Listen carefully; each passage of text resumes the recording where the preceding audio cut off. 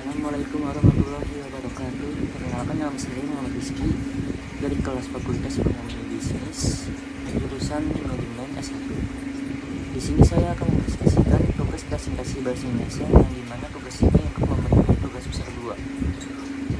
Tugas yang pengampunya Ibu Neni Nadiro S.PD.I.N.PD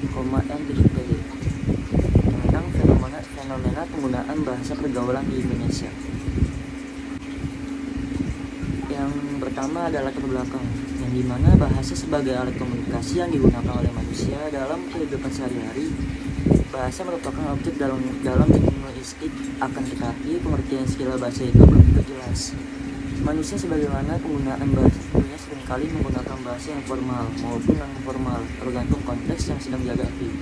Seperti yang disampaikan oleh Durkheim, menyatakan bahwa manusia normal itu tidak lepas dari penggunaan bahasa formal maupun non formal, baku hingga baku. Bahasa memiliki dua bentuk.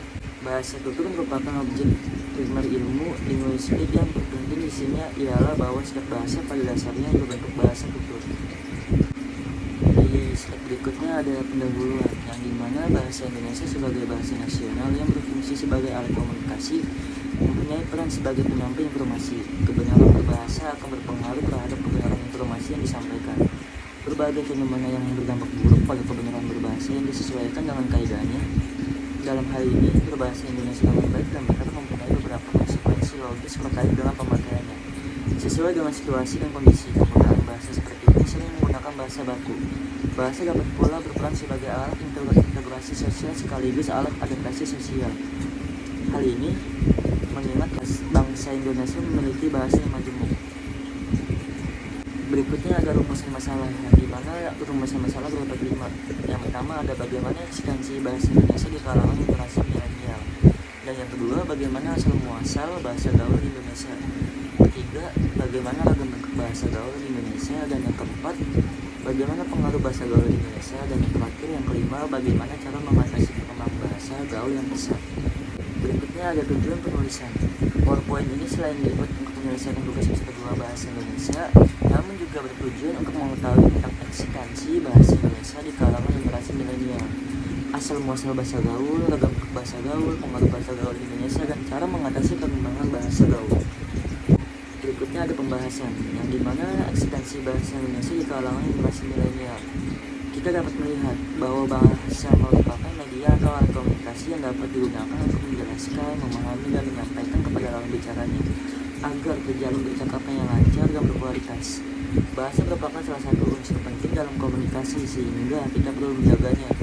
Bahasa memungkinkan individu untuk berinteraksi dengan baik, bertukar pikiran, mengungkapkan ide, interaksi dengan mudah. Berikutnya pembahasan kedua, bahasa Indonesia adalah nilai ketiga dari Sumpah Pemuda, sebuah pernyataan tekad bahwa bahasa Indonesia adalah bahasa pemersatu bangsa Indonesia. Pada tanggal 28 Oktober 1928, bahasa Indonesia dikukuhkan sebagai bahasa nasional. Tentunya di era globalisasi ini, ketahanan Indonesia telah diuji secara ketat oleh kaum milenial. Eksistensi dapat didefinisikan sebagai keberadaan. Hal ini terkait dengan keberadaan bangsa Indonesia pada pergantian milenium di era industri. Tidak jarang melihat peningkatan penggunaan dan keakraban dengan komunikasi, media, dan teknologi digital di generasi milenial ini. Pembahasan yang ketiga, eksistensi bahasa Indonesia sebagai bahasa nasional dalam sosialisasi di era globalisasi ini tentunya harus diperhatikan oleh masyarakat.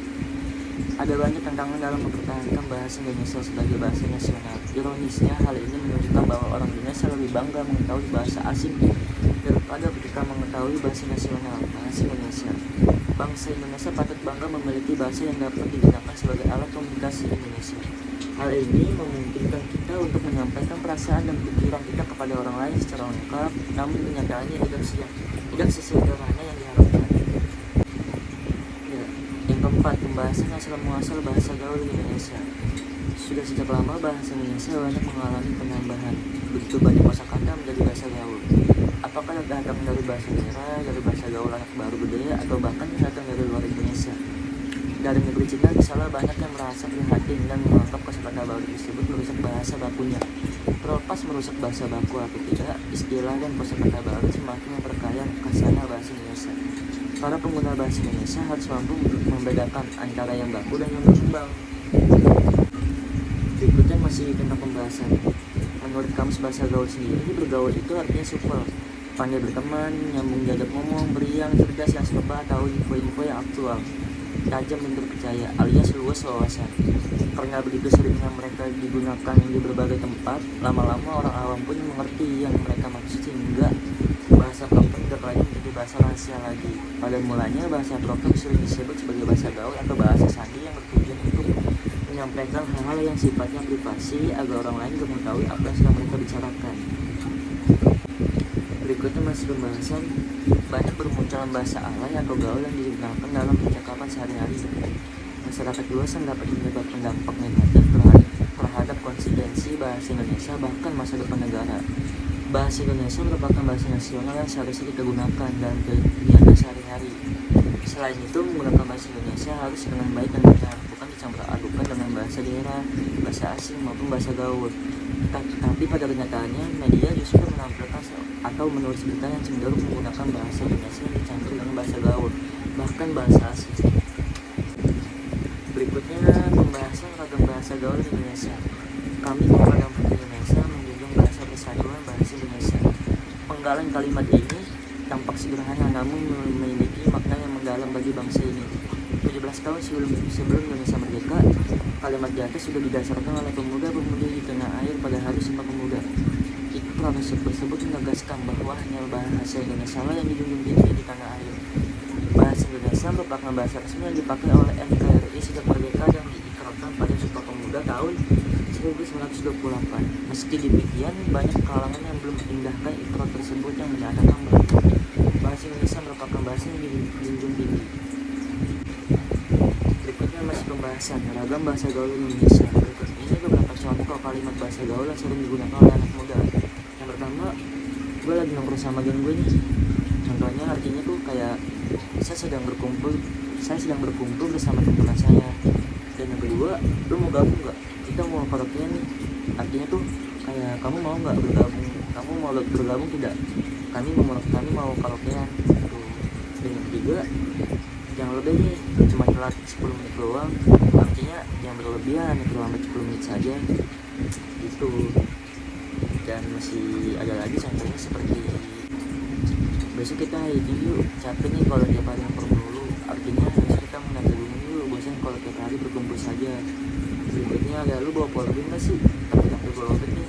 Artinya tuh kayak, kamu mau bawa powerbank gak? Takut HP saya kehabisan baterainya. Dan yang terakhir ada, cek aja ya kalau lu senggang, jangan lupa. Artinya tuh ya cek aja ya jika kamu senggang dan jangan lupa tuh. Berikutnya masih tentang pembahasan yang dimana pengaruh bahasa gaul di Indonesia.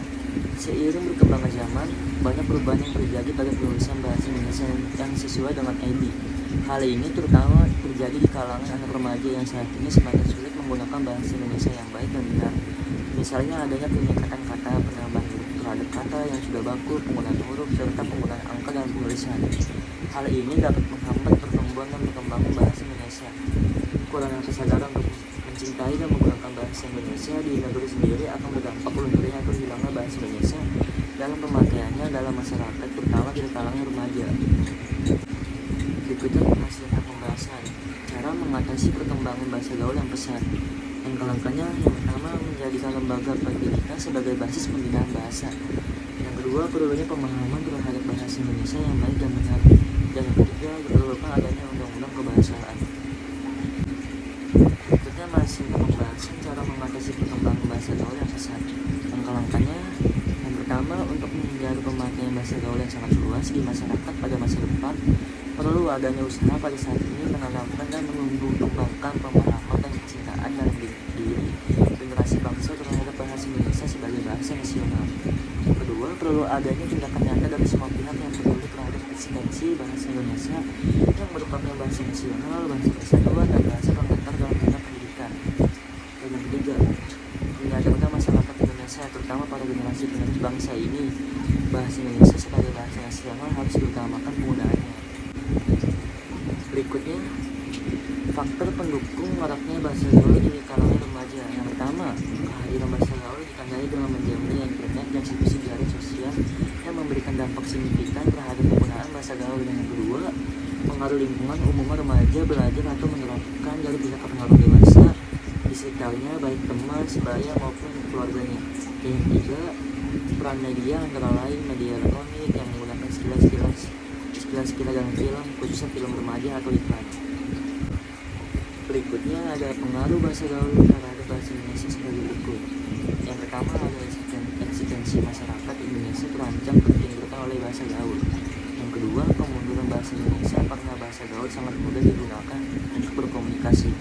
Dan yang ketiga, menyebabkan punahnya bahasa Indonesia.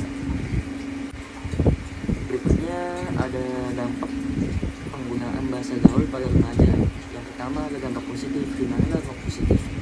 Yaitu dari penggunaan bahasa gaul adalah remaja menjadi lebih kreatif, terlepas dari apakah bahasa gaul tersebut mengganggu atau tidak, sehingga masih ada sisi positif untuk penggunaannya dalam berbahasanya. Dan untuk dampak negatifnya, penggunaan bahasa gaul dapat menyulitkan penggunaan bahasa Indonesia yang baik dan benar, sedangkan di sekolah atau tempat kerja kita hanya diperbolehkan menggunakan bahasa Indonesia yang baik dan benar. Berikutnya kesimpulannya. Dari pembahasan di atas mengenai fenomena bahasa pergaulan di Indonesia dapat diambil kesimpulan bahwa banyaknya masyarakat Indonesia yang menggunakan bahasa gaul sehingga tersirat dalam komunikasinya sehari-hari adalah penyimpangan dari penggunaan bahasa Indonesia dengan baik dan benar. Hal ini dapat menghambat pertumbuhan dan perkembangan bangsa Indonesia. Kurangnya kesadaran untuk mencintai dan menggunakan bahasa Indonesia di negeri sendiri akan berdampak lunturnya atau hilangnya bahasa Indonesia dalam pemakaiannya dalam masyarakat, terutama di kalangan remaja. Berikutnya saran. Yang pertama, saran saya dari sini yaitu masyarakat sudah banyak yang memakai bahasa gaul, dan parahnya lagi generasi muda Indonesia juga tidak terlepas dari pemakaian bahasa gaul ini. Yang kedua, untuk menghindari pemakaian bahasa gaul yang sangat luas di masyarakat, seharusnya kita menanamkan kecintaan dalam diri generasi bangsa terhadap bahasa Indonesia sebagai bahasa nasional. Ya, berikutnya cukup sekian presentasi dari saya, kurang lebihnya mohon maaf.